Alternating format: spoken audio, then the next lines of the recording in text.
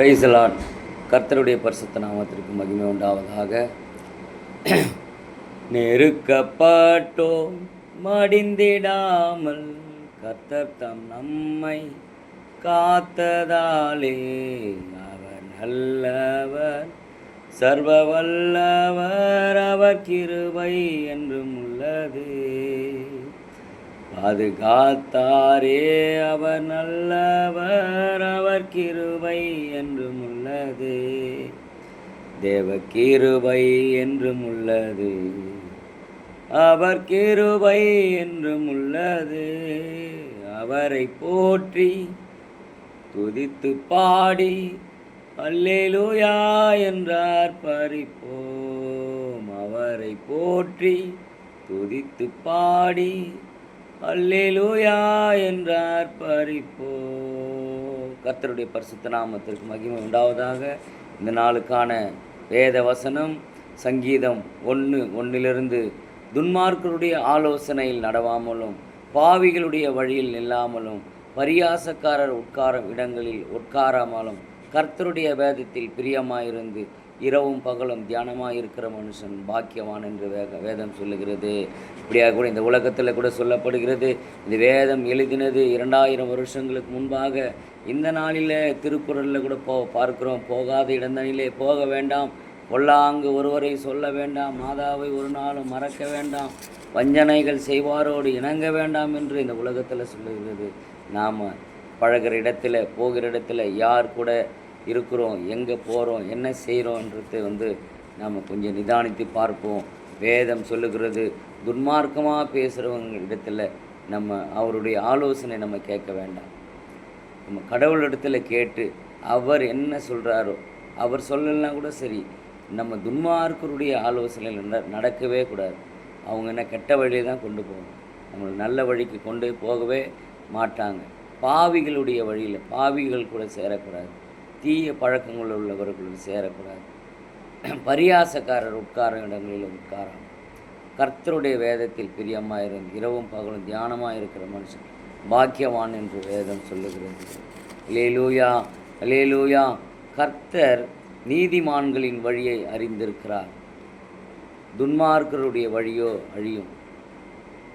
நீதிமான்கள் கர்த்தருடைய நியாய தீர்ப்பில் நிற்பாங்க. ஆனால் துன்மார்க்க அந்த வழியெல்லாம் வரவே முடியாது, அவங்களுடைய வழியெல்லாம் அழிந்து போகும். பிரியமான என்னுடைய நண்பர்களே, என்னுடைய சொந்த பந்தங்களே, இந்த நாளில் நாம் உங்களுக்கெல்லாம் தெரியும், தெரியாமலாம் இருக்காது, இருந்தாலும் இது ஒரு ஆலோசனையாக நீங்கள் எடுத்துக்கொள்ளுங்கள். இது என்னுடைய சொந்த ஆலோசனை கிடையாது, வேதத்திலிருந்து நான் சொல்லுகிறேன். இது உங்களுக்கு ரொம்ப பிரயோஜனமாக இருக்கும் என்று நான் நம்புகிறேன். கர்த்தர் தாமே நம்முடைய வழியை அறிந்திருக்கிற தேவனாக இருக்கிறார். பாதைகளை செவையாக்குகிறவர், கோணலானவைகளை நேராக்குகிறவர், கரடு முரடானவைகளை சமமாக்குகிற தேவன் நம்முடைய ஆண்டவராகிய இயேசு கிறிஸ்து. அவரே வழியும் ஜீவனும் சத்தியமாக இருக்கிறார் என்று வேதம் சொல்லுகிறது. அவரே வழியாக இருக்கிறார், நமக்கெல்லாம் வழிகாட்டி அவரே.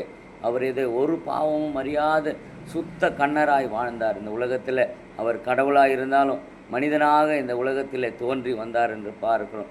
அவர் ஒரு பாவமும் அறியலை. இந்த உலகத்தில் இருந்து இந்த 33 வயது வரைக்கும் அவரையோ எல்லா குற்றங்களும் சாட்டினார்கள். அவரை அவமானப்படுத்தினார்கள், அவரை அசிங்கப்படுத்தினார்கள், அவரை கொலை செய்தார்கள், சிலுவையில் அறைந்தார்கள். ஆனாலும் அவர் 3ஆம் நாள் உயிரோடு எழுந்தார் என்று பார்க்கிறோம். அதுதாங்க நமக்கும் கடவுளுக்கும் உள்ள வித்தியாசம். அவர் மரித்தார், ஆனாலும் உயிரோடு எழுந்தார், சதா காலமும் உயிரோடு இருக்கிறார் என்று பார்க்கிறோம். அவரே பரிசுத்த ஆவியானவரார் நம்ம மத்தியில் உலாவி கொண்டிருக்கிறார். நீங்கள் கூப்பிடும்போது அவர் உங்களுக்கு மறு உத்தரவு கொடுப்பார். அதிகாலையில் என்னை தேடுகிறவர்கள் கண்டடைவார்கள் என்று வேதம் சொல்லுகிறது. இதோ ஆபத்து நாளில் என்னை நோக்கி கூப்பிடுங்கள், நான் உனக்கு மறு உத்தரவு அருளி செய்வேன், உனக்கு அறியாததையும் எட்டாததையும் உனக்கு காண்பிப்பேன் என்று சொல்லுகிறார். அவரை போல ஒரு தெய்வம் இல்லை. ஒரு விசையாய் அவரை நம்புங்க, அவரை நம்புங்க. நீங்கள் நம்பி பாருங்கள், உங்களுடைய வாழ்க்கையை அவர்கிட்ட கொடுத்து பாருங்கள்.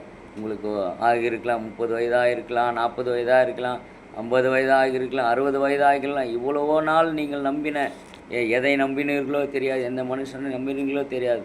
ஒரு முறையாக இயேசு கிறிஸ்துவை நம்பி பாருங்கள். அவர் நம்பி வந்தவங்க ஒருவரும் வெட்கப்பட்டு போனதே இல்லை என்று பார்க்கிறோம். என்னுடைய வாழ்க்கையில் நான் சொல்ல முடியும். நீங்களே என்னை பார்த்துருப்பீங்க, என்னுடைய லைஃப் பார்த்துருப்பீங்க. ஆனாலும் நான் அவரை நம்பி வந்தேன். ஒரு நாள் நான் வெட்கப்பட்டு போவே இல்லை. இன்றைக்கு வரைக்கும் அருமையாக என்னை நடத்தி கொண்டு வருகிறார். நான் என்னை ரட்சித்து அவருடைய பாதையில் நான் போகும்போது எல்லாமே எனக்கு நேரான வழியாகி போய் கொண்டிருக்கிறது. எல்லாம் இந்த துன்மார்க்கருடைய ஆலோசனையில் கேட்காமல், பாவிகளுடைய வழியில் நில்லாமல், பரியாசக்காரன் உட்காரும் இடங்களில் உட்காராதபடிக்கு கர்த்தருடைய வேதத்தில் ஆலயத்து போவோம். ஆண்டவரை ஆராதிப்போம், அவரையே நோக்கி பார்ப்போம். தெரியாததை அறியாததை நம்ம கேட்போம், கேட்டு தெரிந்து கொள்வோம். நம்முடைய வழி எதுவோ அதில் நல்ல வழி எதுவோ அதில் நல்ல நிலத்தில் விழுந்த விதை 100ம் 60ம் 30மாக பலன் கொடுத்தது என்று பார்ப்போம். நம்முடைய வாழ்க்கை பலன் கொடுக்கிற வாழ்க்கையாக இருக்கணும். பிரியமானவர்களே, நம்முடைய வாழ்க்கை ஒருபோது வீணாய் போகாதபடி பலன் கொடுக்கிற வாழ்க்கையாக இருக்க வேண்டும். ஒரு விஷயம் யோசித்து பாருங்கள். நம்ம இந்த நாள் வரைக்கும் எங்கெங்கெல்லாம் நம்ம போனோமோ, எங்கெங்கெல்லாம் வந்தோமோ, வீணான வழிகளாக இருந்திருக்கலாம், வீணாய் போயிருக்கலாம், எவ்வளோ பணங்கள் செலவாயிருக்கலாம். ஒரு ஸ்திரீ சொல்லுகிறார், 12 வருடமாய் பெரும்பாடுள்ள ஒரு ஸ்திரீ அவளோட ஆஸ்தியெல்லாம் விற்று அந்த வியாதிக்காக மருத்துவரிடத்தில் செலவு செய்து எவ்வளோ பிரயாசப்பட்டு ஒன்றும் சுகமாகவில்லை.